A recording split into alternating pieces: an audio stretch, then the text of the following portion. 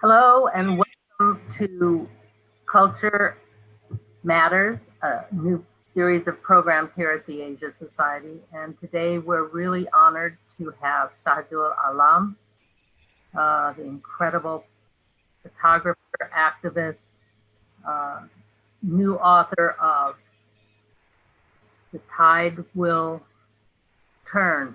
And we'll be hearing more about his work and particularly some of the impact of this particular book and what's going on in Bangladesh right now. And he'll be joined by Ram Rahman, who is an incredible photographer, lecturer, thinker, activist as well, based in India. So this is a subcontinent focus, but it comes at a time where the tide will turn is a topic that I think all of us are thinking about globally, both because of the pandemic, the economic crisis, and Black Lives Matter, the coming together of social action and thinking about the world we live in and how we are needing a kind of, or I don't know if we're needing, we are both needing and activating a kind of collective action. It's a very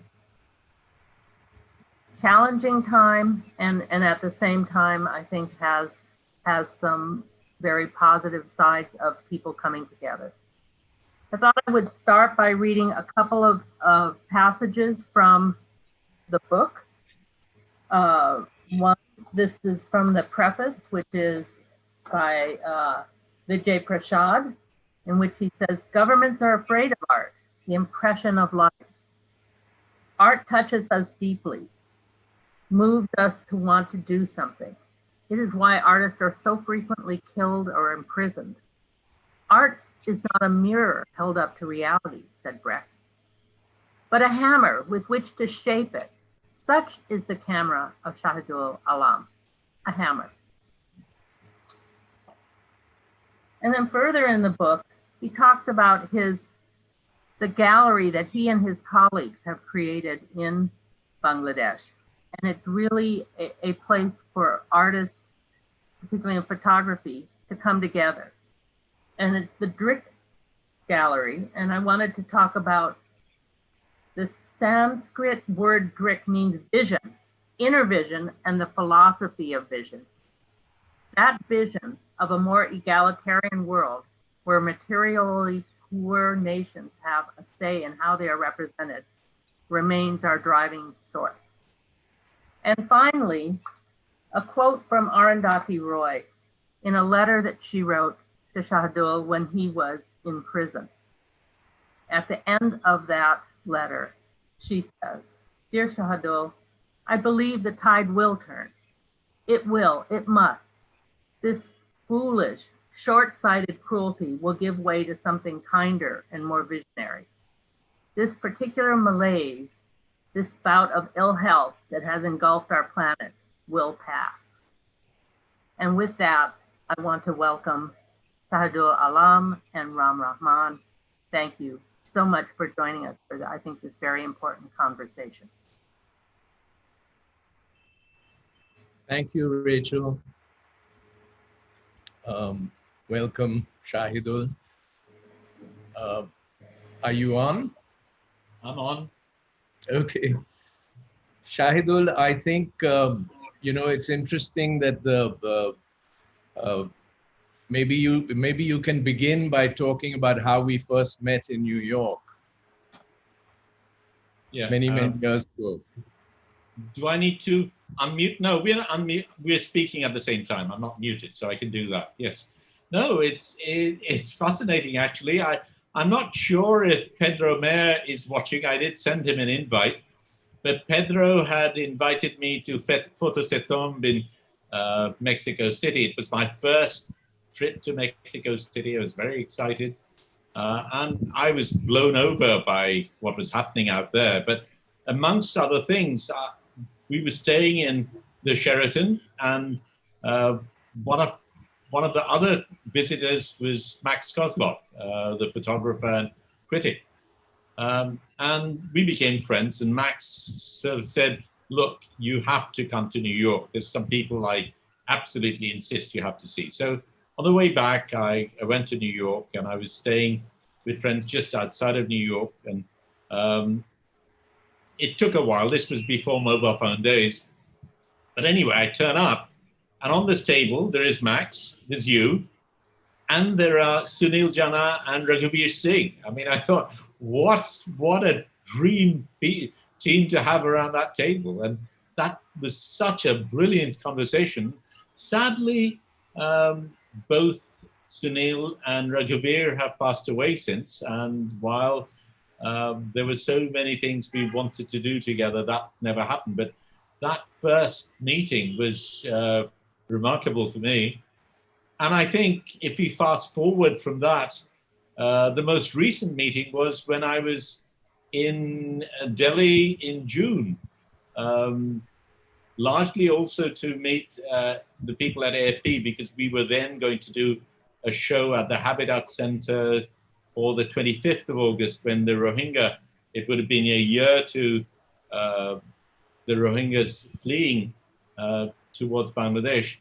And we were going to do this show at the Habitat Center. And while I was there, I also wanted to meet up with Arundhati, because our festival was coming up. So she was going to come and speak at our festival. And so those were the things. And I think we met in the swimming pool.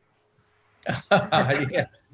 And you said, yeah, there were all these young photographers here that evening from Rang, about 7 of them. And we all jumped into the pool, and Shahidul said he hadn't been into a pool for like 40 years.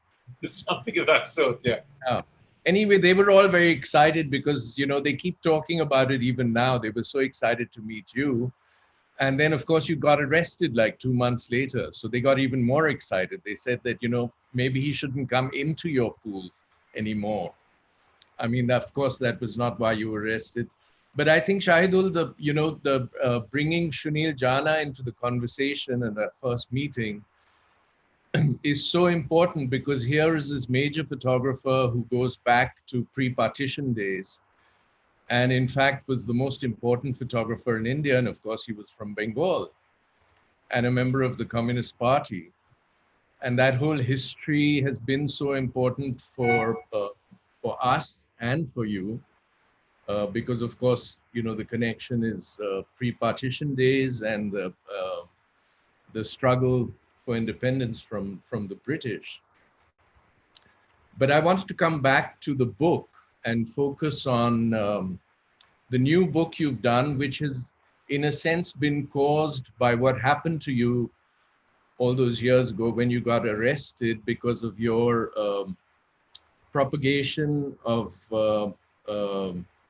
showing what was happening to the students in Dhaka and Bangladesh when they were resisting essentially the corruption that they were seeing in the government. And because of your photography, your interviewing, and your writing on it, you were arrested because it was a voice that was sought to be silenced. But we'll get into and this book has kind of come out from what happened to you afterwards, the exhibitions that you have subsequently done. But I also find it very interesting because the book actually, first of all, has a very large amount of text. And I think that's important to discuss because, of course, there are photographs, but the text is a very important part of it, including the introduction by Vijay Prashad and Arundhati Roy, who writes at the end, and then the very long text that you have written. And I'm just going to read a paragraph to put into context the formation of Bangladesh and what happened culturally, and I think it'll bring up some issues. So this is from your book, the section called The Depoliticization of Culture, Questioning is a Crime. And I quote, "Culture has played an integral part in both the birth of Bangladesh and the establishment of its national identity. While we are all Bangladeshis by definition, not all of us are Bengalis or Muslims.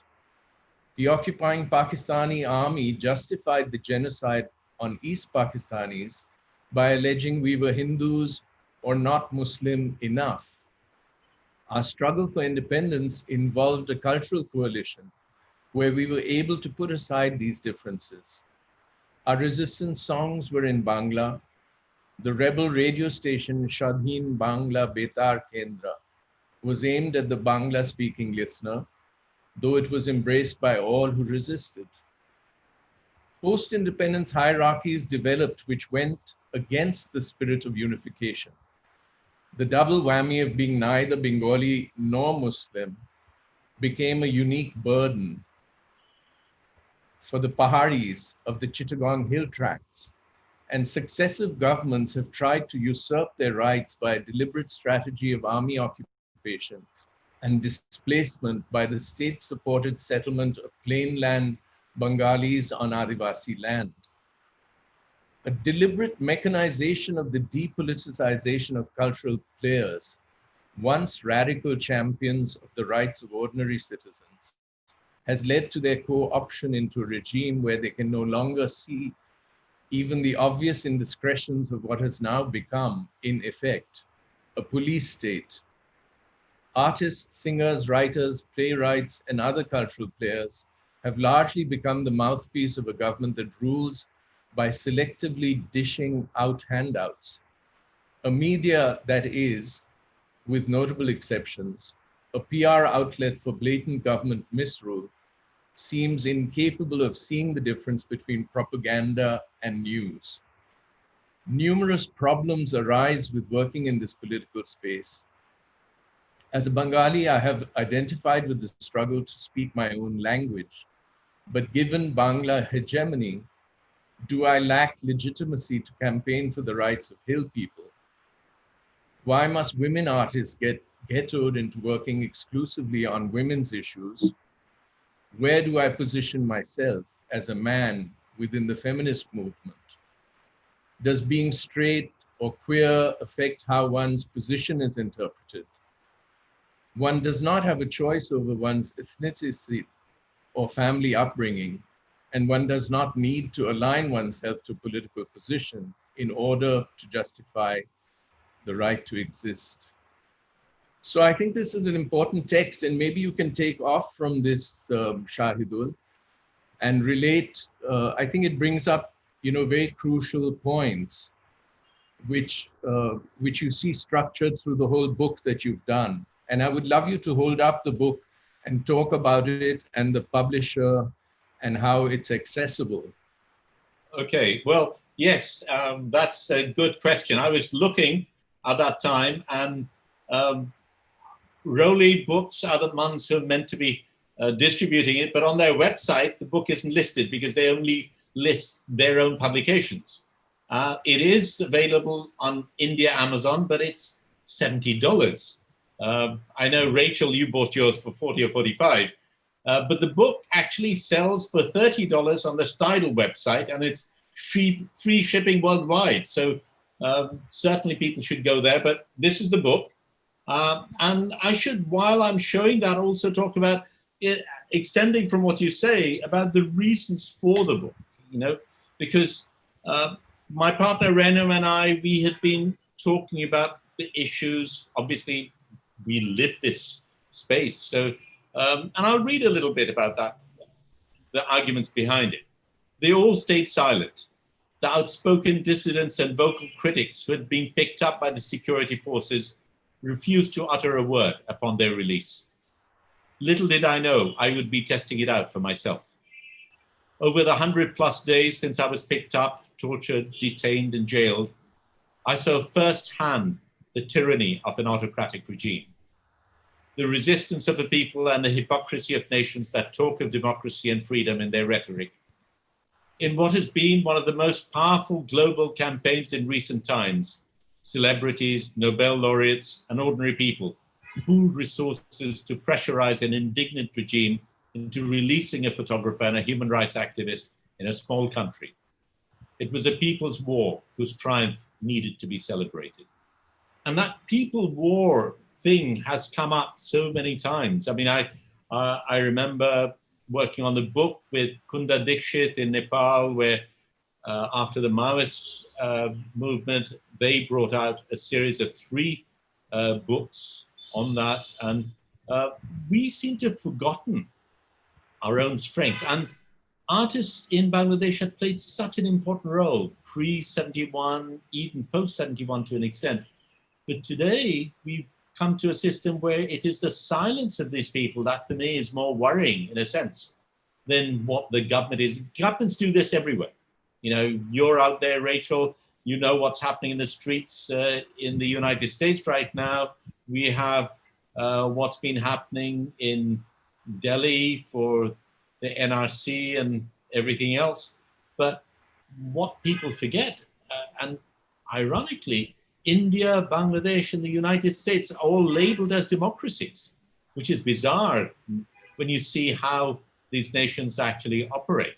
So that was what led me to doing this book. And quite honestly, we were wondering what actually happens to people who get arrested. I didn't realize I was going to be the guinea pig. And in fact, the day I was picked up, I was sitting literally here in front of this computer. So I need to be a bit watchful about what happens later on tonight. Today, I know. Well, Shahidul, maybe we can get into looking at the images and getting into the stories of that.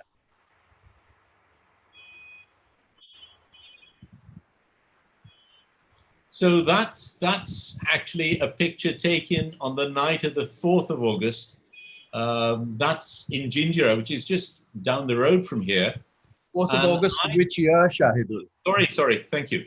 4th of August, 2018. See, what had happened was on the 29th of June, 29th of July, 2018, 2 young students, Rajib and Mim, they were standing outside their school and a bus ran them over. They died, 11 other students were injured. And of course, everyone was up in arms. And it has happened so many times before. And the students came out in protest, but they did something very remarkable. They started managing the streets so much better than the government had ever been able to handle. And they found that police cars did not have licenses, police drivers did not have licenses, ministers' cars did not have fitness certificates, and all that sort of thing. So they made sure that VIPs didn't get priority. They made sure ambulances were able to go. They made the system run in a way the government had not been able to. But then this became a very big movement, a phenomenal movement. And people had their backs against the wall. So when the students took this position, everyone else came on. And then maybe we should go on to the next picture. Stay there, that's okay. Yeah, or you can stay there. I'll just mention the last picture was taken from inside a hospital. I was hiding inside that hospital from the window. I'm taking these pictures. Across the road is the government party, ruling party's office. And so that had become a war zone. And I was inside this hospital where the injured people were being taken in. So I take these pictures, I go back home. Yeah, we can go on to the next one, Oscar. I upload these pictures. I'm back out. What had happened on the 4th is I'd been attacked and my equipment got smashed up. I got beaten up, but I continued working. And on the 5th, I'm in the streets again. And you have these people with machetes in the streets attacking these unarmed students. And they've been supported by the police. The police, instead of protecting the students, stopping these people, are actually nourishing these people, helping them on. So of course, I was live streaming, I was talking about this, and then in the afternoon... So these are, Shahidul, these are essentially vigilantes who are being supported by the government.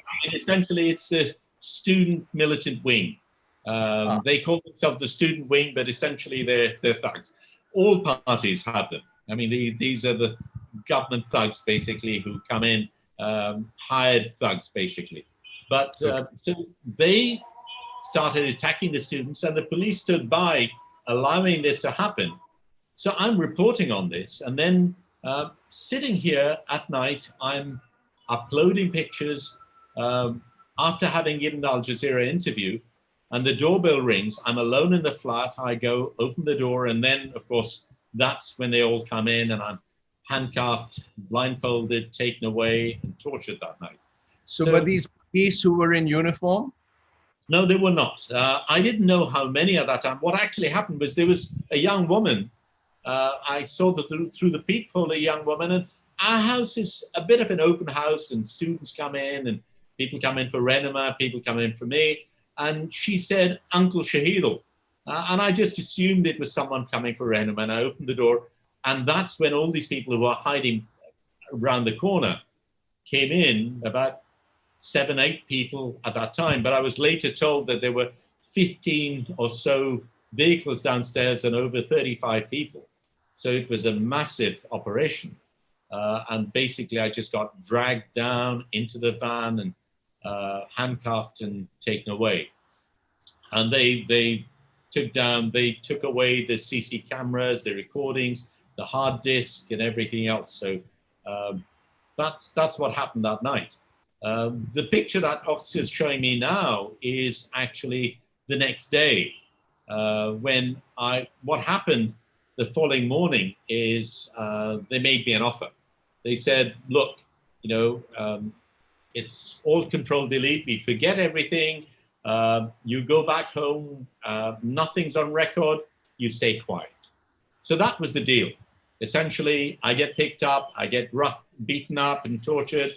I get threatened. They say they're going to do worse. They're going to pick up Renema, my partner. So all these threats are coming at me. And then I made this offer that, look, you go back home, you stay quiet, and all this is forgotten. That's when I had to make a decision, because I'm making a decision not just for me, but for my family, for my community, for the friends outside. And of course, I don't have a lawyer. But I decided I wasn't accepting that deal. So that's when things got worse. And then I get taken to court. And the picture that Oscar showed a little while ago was the picture of me being dragged into court. And in fact, the photo was taken by one of my students. So that's one of the advantages of being a teacher, I suppose. I'm surrounded by students who are photographers. So when I was being taken to the court, I managed to spot my students who'd stayed vigil outside the police station all night. So I knew they'd seen me.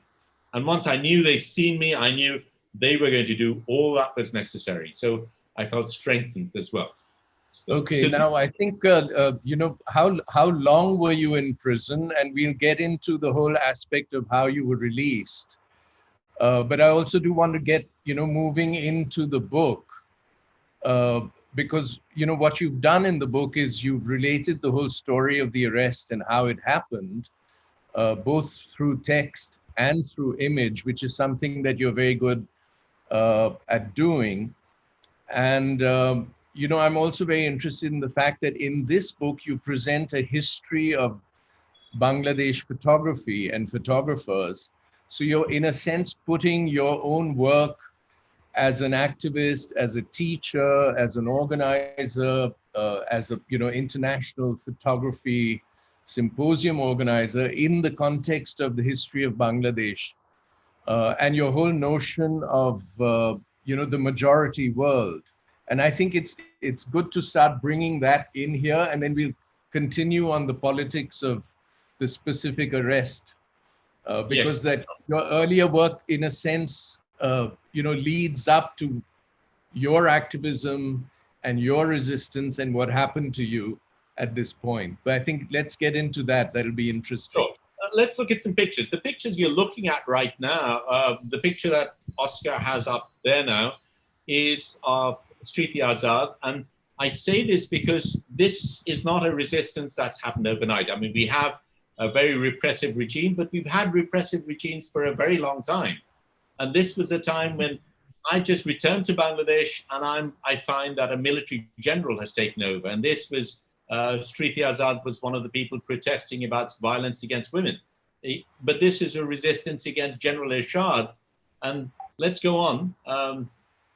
Yeah, Oscar, let's go on. So this is the picture of the student movement taking place end of July, early August, and the students are saying, we want justice.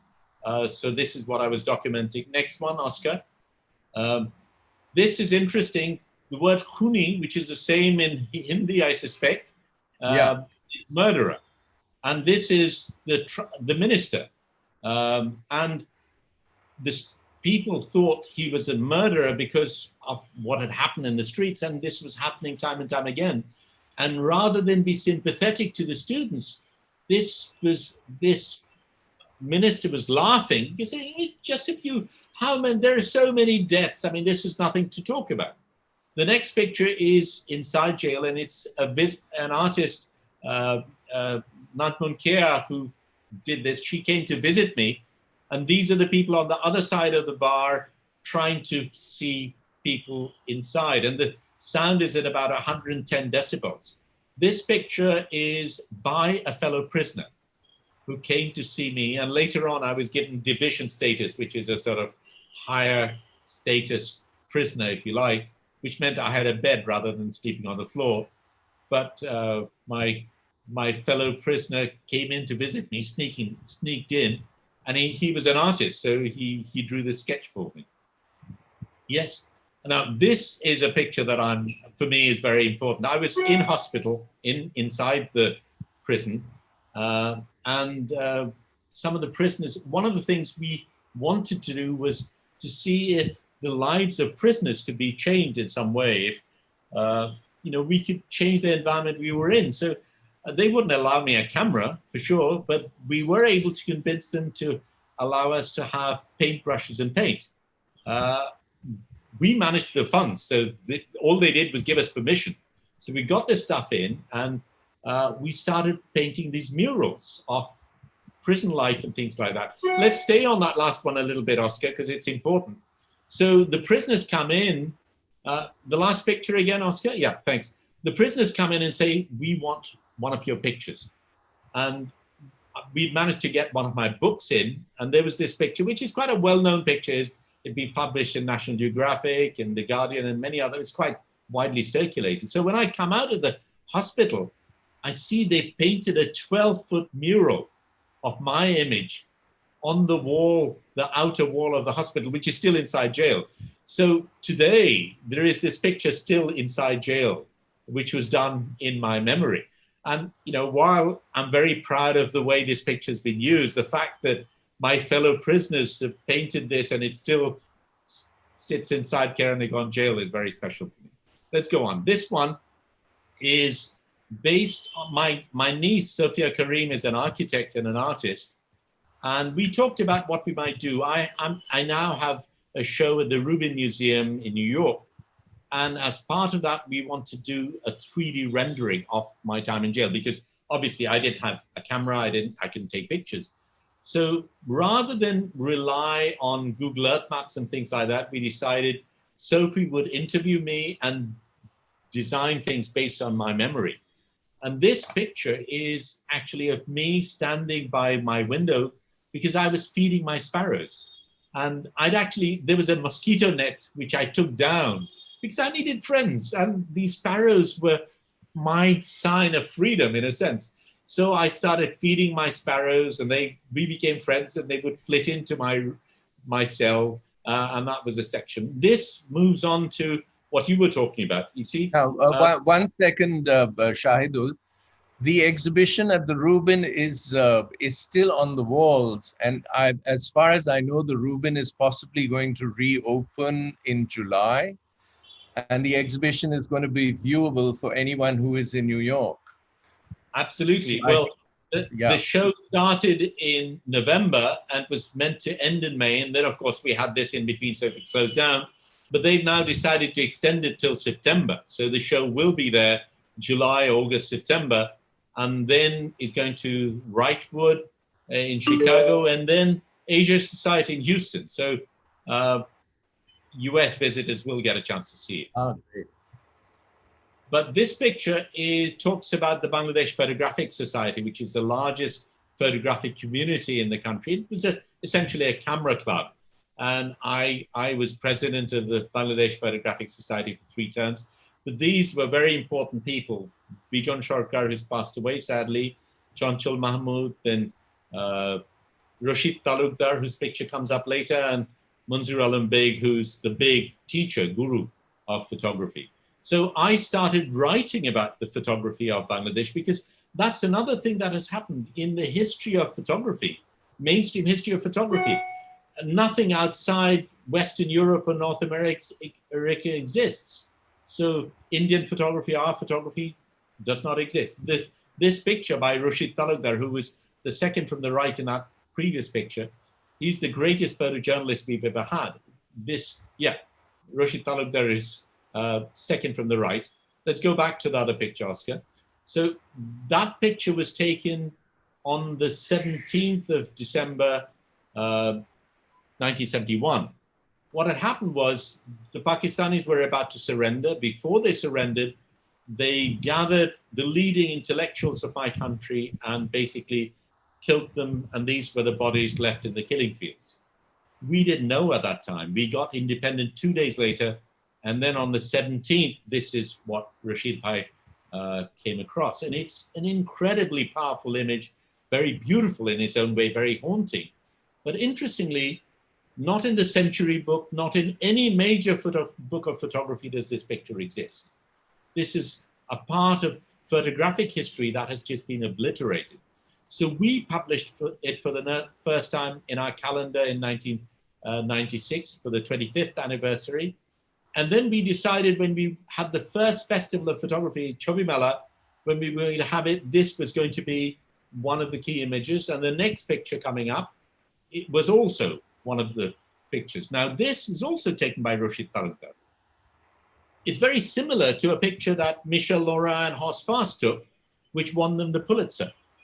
This particular picture was never seen by the world for several reasons. One, because Rashid Talukdar himself was too scared that publishing this picture would be like signing his death warrant, because this were Bangladeshis taking revenge, and that's not meant to have happened.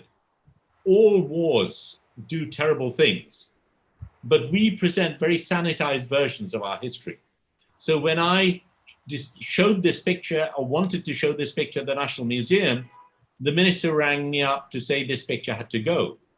So we decided to pull the entire show and show it elsewhere. And this is something which came up later on. This is by Abdulhamid Rahan. He's someone we hadn't known at that time. So through this process, we've been discovering our own photographers as we've gone along. So the children among the shells, this is a very important part of that history, and this is quite interesting because when you think of the people who'd been to Bangladesh in the War of 71, you've got Mary Ellen Ma, David Burnett, Bruno Barbe, Mark Ribu, Raghubi Singh, Raghu Rai. Raghubi Singh's pictures have never been seen by Indians. Rashid Talukdar. It was a who's who of photography, but the war was forgotten. It never appeared. There was no major exhibition. There was no major publication. And I get cynical sometimes, and I tend to think that maybe this had to do with the fact that we got the timing wrong. We became independent too close to Christmas. 16th of December, in non-digital days, when all the layouts for Christmas have been done, we can't dislodge Christmas. And by the time Christmas and New Year is over, it's old news. So one of the most phenomenal historical moments of the 20th century just get forgotten. Let's move on. So this is interesting. We did the resistance shot. I mean, everyone knows about Tahrir Square, but the resistance in Bangladesh is something we wanted to talk about. And no one was interested in that story because a democratic movement in Bangladesh wasn't sexy. But floods and cyclones are. That's what they wanted. But when the dictator finally went, and you can see these are very tatty pictures stuck on in some way. In 3.5 days, we had about 400,000 people come to see the show. We had a near riot at the Zainul Gallery at the art exhibition. Interestingly, Shahidul contextualized this a little bit because this is after 1971, and I'm not sure how many people know the history of Pakistan and the separation, which is why I began with that issue of the cultural divide. And I think, you know, this whole, what you're talking about, comparing Tahrir Square, the movement for democracy within Bangladesh, I think if you give a date, etc., that puts it in a little bit of perspective. Okay, so 1947 is partition as everyone else knows it. In Bangladesh, we see 1971 as partition when we were born, separation from Pakistan. Right. So the principles, we have a new constitution, socialism, democracy, nationalism, secularism, very important part of our constitution. We were not an Islamic state at that time.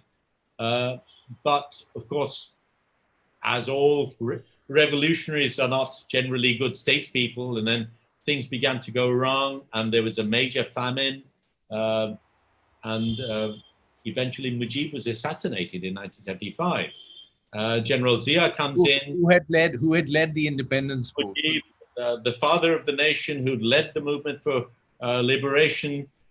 He was in Pakistan. He'd been arrested on the 25th of March. He was in Pakistan, but came back to Bangladesh on the 10th of January 1972.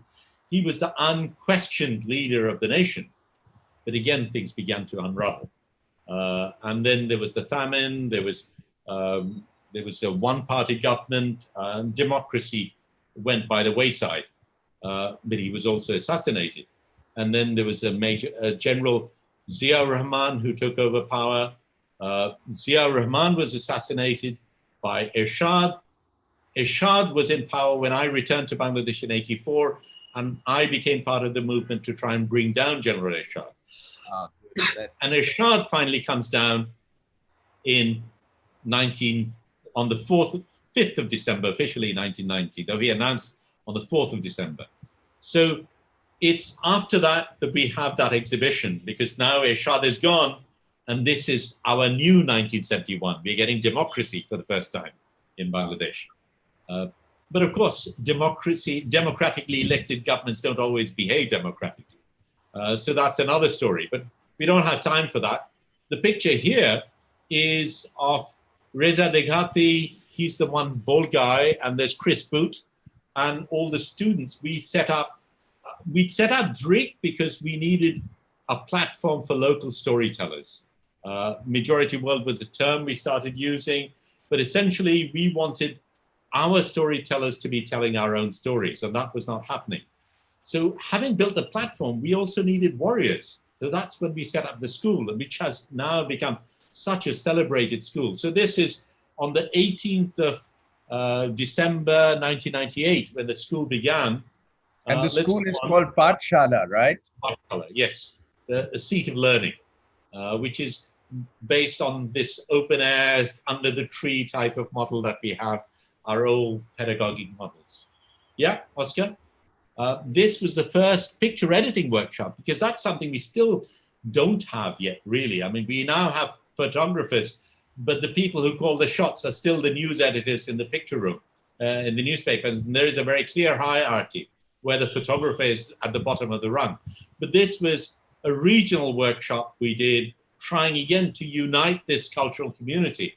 And Nicole Roberts and Dominique Sansoni were amongst the trainers, and we had this workshop at that time. Standing in the left at the back is Abir Abdullah, who was a first-year student and later became the principal of the school. So that was a lovely transition that took place. Yeah?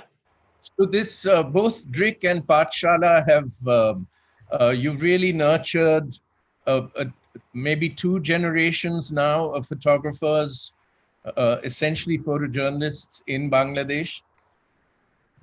Not only are they photographers, they're also social activists, they're politically engaged, they're socially motivated. So the picture that Oscar was just showing, that's of course a very well-known picture of Rana Plaza, and to me, really the picture of that year.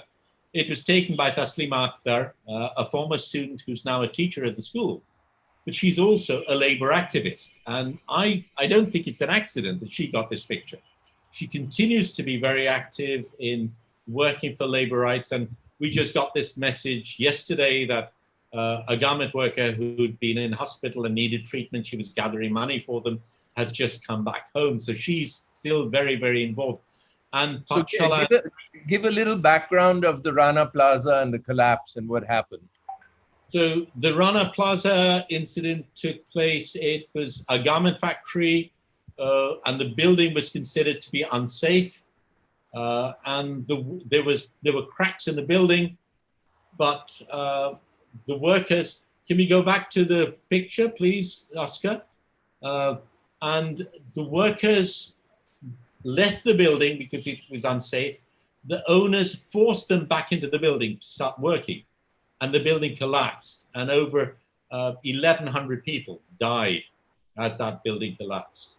And the owner was someone who built this building illegally. He got permission from the government to do so. And he was very close to the ruling party. And his escape was assisted by ruling party high ups. Okay. So yeah, let's go on. So we actually introduced email to Bangladesh in the early 90s because we knew that we had decided to be placed in Bangladesh. We were in Dhaka, not in Paris, New York, or London, which is where the image marketplace is.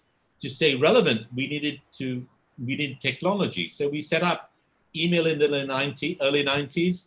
And then when we started Chobi Mela, I think this is the third Chobi Mela, where we invited Noam Chomsky to join in a video conference. And there's Maharshad Devi, the Indian activist and writer, who's in Dhaka with us, and we're having this video conference. And it might well be the first photo festival which staged a video conference. So that was how we were being international as well. Let's go on. So this is Chobi Mela. I should tell everybody is one of the biggest photography festivals in Asia, which was set up by Shahidul a number of years ago. And it's a kind of festival that we actually haven't been able to pull off even in India over all these years. So it's a hugely important initiative for South Asia. Thanks. So the next picture is inside the DRIC office, and it's the Bhutanese ambassador, because we were talking about majority world. And at that time, we wanted to reach out to the lesser known countries. So we invited the Bhutanese High Commissioner to come over so we could see work by, at that time, I'd never seen a photograph by a Bhutanese photographer. And at the back is Sherilyn Low, a Chinese Australian who came and joined as our photo librarian. She'd seen news about DRIC in a magazine in London and came over to Dhaka to see me to say, I want to work in this place. Let's go on. This is Anis, who sadly passed away. One of the things we had to do was we had to be professional. We had to be able to compete with the best in the world. So we needed high quality prints. We needed good processing facilities. There was nothing available. So we set it up ourselves for ourselves and for the community. And we set them up as business centers so they could generate their own income. So we were not a funded organization, so we had to earn our own living. But Anis became one of the finest printers I've ever come across. Sadly, he's passed away. But this was our early darkroom. The first darkroom actually was my bathroom, which got converted into a darkroom. But this was a proper darkroom later on. Yes, Oscar. This is another story, because one of the things we did was, while we were questioning the monopoly that white Western photographers had in terms of telling our stories, we began asking our own questions, questions of ourselves. The fact that I'm a middle-class, male, heterosexual photographer photographing in my community, there were many marginalized people in my own community who got left out. So we felt that we needed to address that as well. So we started training working-class children.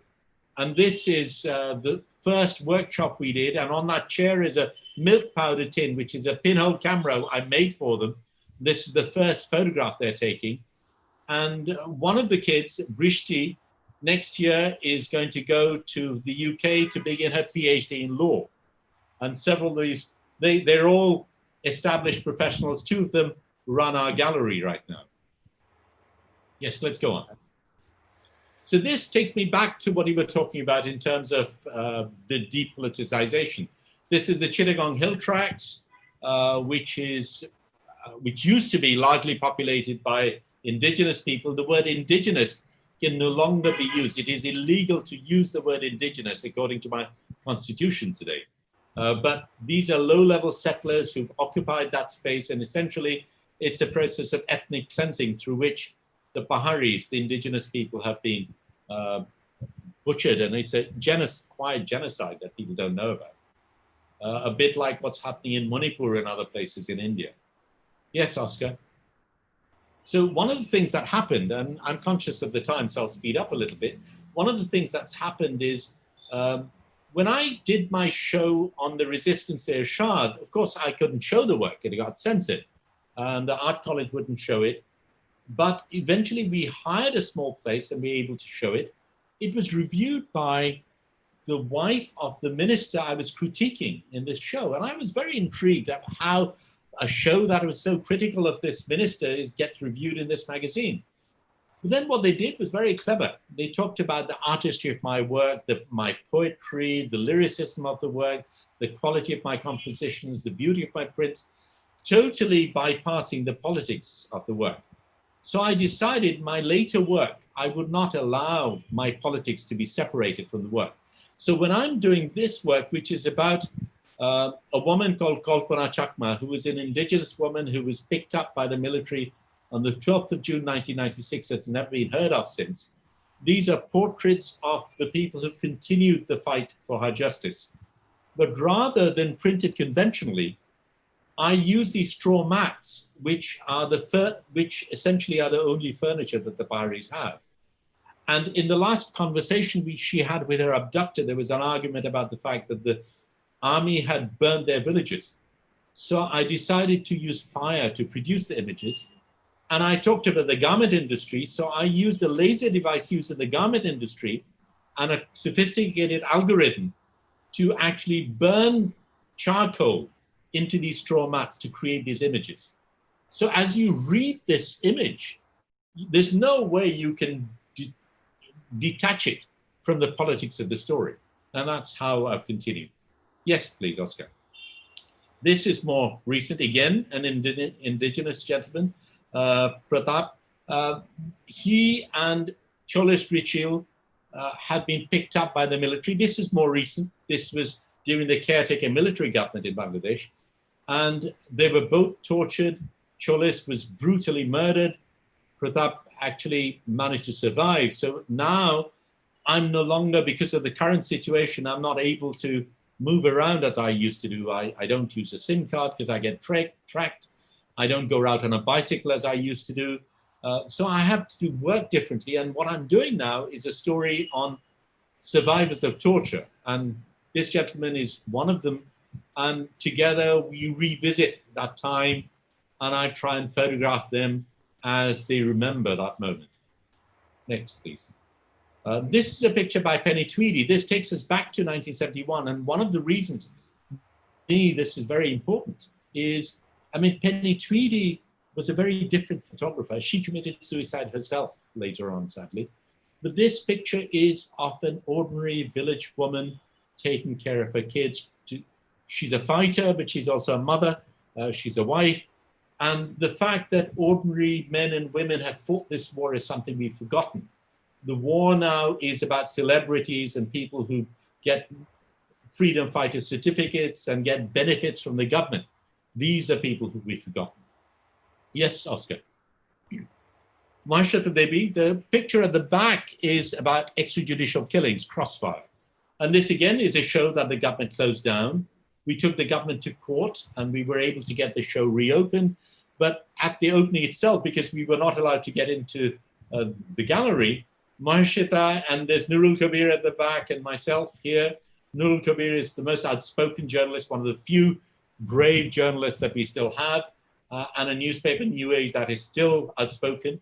But so we decided that we would have the opening in the streets. And that's how we've resisted. We've always found a way to turn this thing around. When they've tried to close it down, we've brought the media to us and we were live streaming this while this was happening. Next one, please. This is inside a police station. So this is the resistance very recently we had the Ampang storm, and there, there was the minister actually talked about how the Sundarbans had protected us, the mangrove forests. Now, they're trying to build a coal-fired energy plant inside, very close to the mangrove forest. These were people who were resisting. They were beaten up by the police. I get into the police station to take pictures of them and broadcast this before they can do anything further. Eventually, they were released. But that's the sort of activism we are involved in. Next one, please. These were the people outside on my 100th day of detention in the streets and resisting. While there was a global protest and many celebrities and Nobel laureates protested, it was people in Bangladesh, in the streets of Bangladesh, who took the biggest risks. And they were protesting out there. Next one. This again is by Sophie, the model that we made of the jail cell. And my visitors would come and bring me food and books, whatever they were allowed to give. I had nothing to give back. So I would collect flowers in the morning when I knew they were going to come and visit and give them. This they allowed me to do. So the collected flowers I was able to give back in return. Yes, next one, please.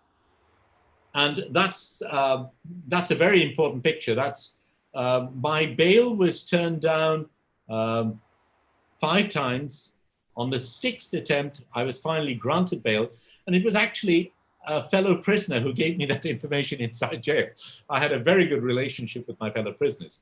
But it was a whole day-long saga where all my friends and family members were outside laying vigil to the place. The government was trying to stall it as much as they could. Eventually, way after jail closing time, at night, they finally are pressurized into releasing me. So I come out and we're singing songs. They're all waiting. And it was a wonderful, jubilant way of celebrating my release. And we were going to read segments of that.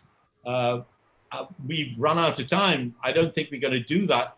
But I would like to read a segment because Rachel had read the piece from Arundhati. Arundhati wrote this letter to me on the day of the imprisoned writer for Penn.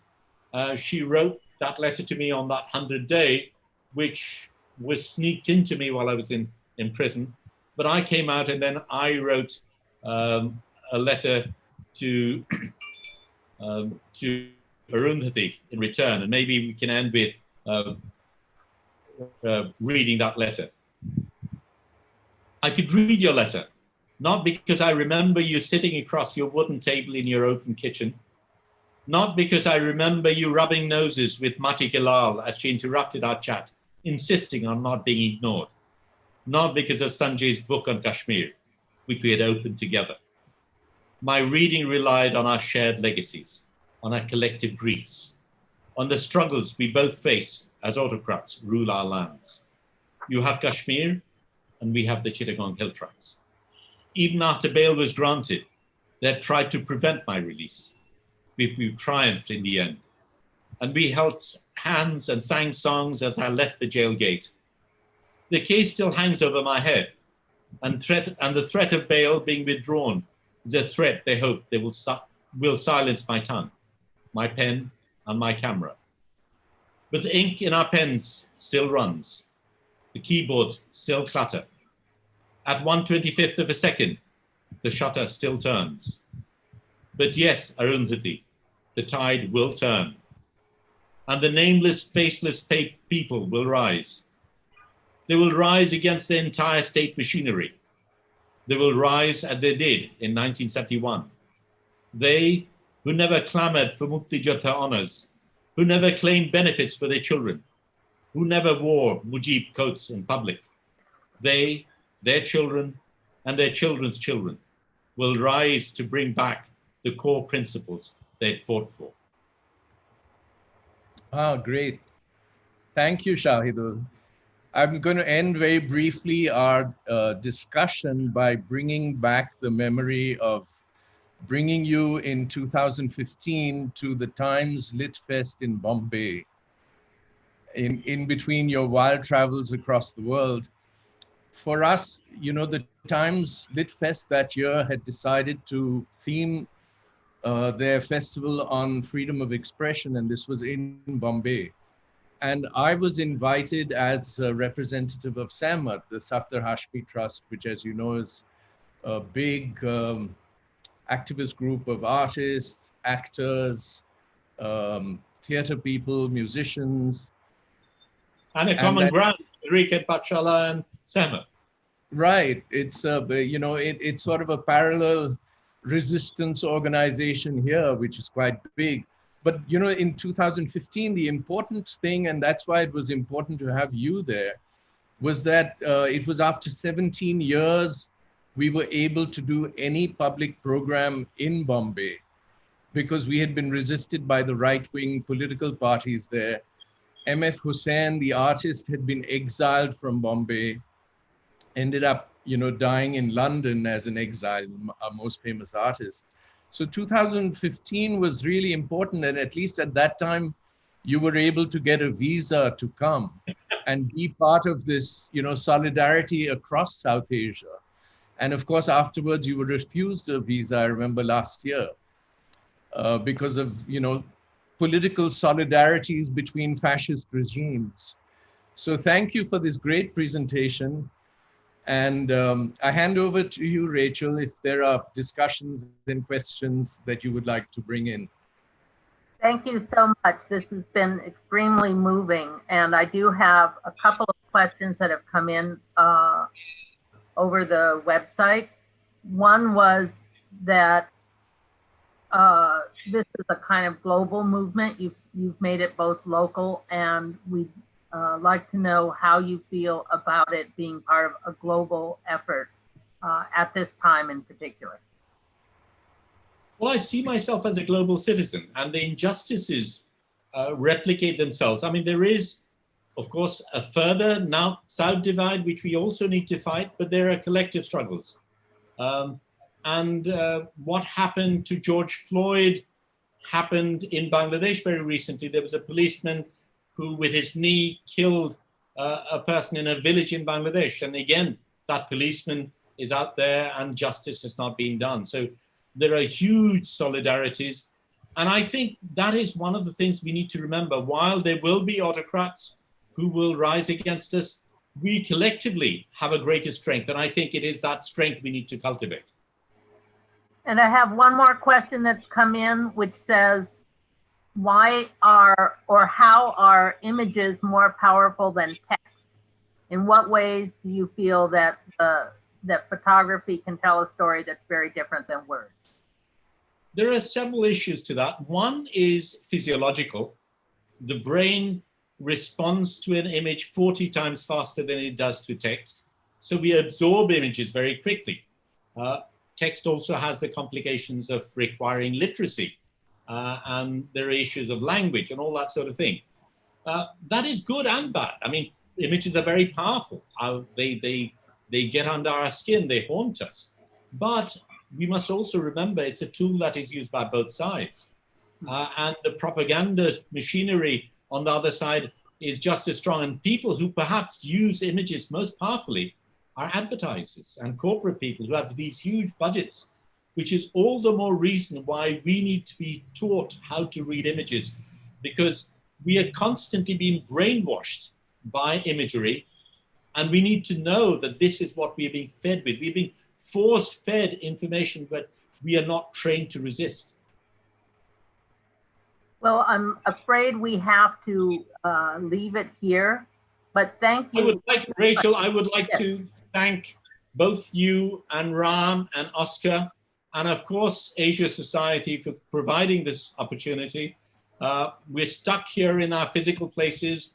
As Ram mentioned, we don't get visas and things like that, but this is one way through which we can overcome. So I just wanted to thank you for that. Well, I want to thank both of you for a really powerful sharing, and there's so much more in this book people will check out.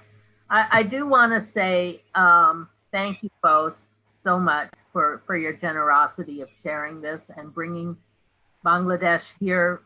I feel like the idea of being global is one that really takes people's voices and presence, and that's very clear in terms of this presentation. Yeah. And, I also now I need to just talk a little bit about the next program we have in this series. We'll have a live webcast on June 26th at 1 o'clock in Eastern Standard Time with the Venerable Tenzin Priyadarshi, who is the head of the Ethics and Transformation Institute at MIT. He is a Indian-born Tibetan monk who will be in conversation with Dr. Larry Brilliant, an epidemiologist who studied for many years in India, first with Guru Maharaji, yes, that one, and who, as an epidemiologist, helped to rid the world, and particularly in India, smallpox, and who has many insights into thinking about the situation we're all in. So I encourage you, June 26th. And I want you to know that as Asia Society is proud to be offering this content free of charge in these very difficult times. But if you have enjoyed the program and you are able to support our work, we would be able to continue our work, and we would thank you very much. You can donate by linking in the video description where it says donate asiasociety.org. So again, Lal salam, everyone. Lal salam. Salam. Thank you. And hope to see you again soon on asiasociety.org. And do go to the Rubin Museum when it opens up. This is a wonderful exhibition, and support the work of our colleagues. Thank you. Thank you, Rachel. Thank you.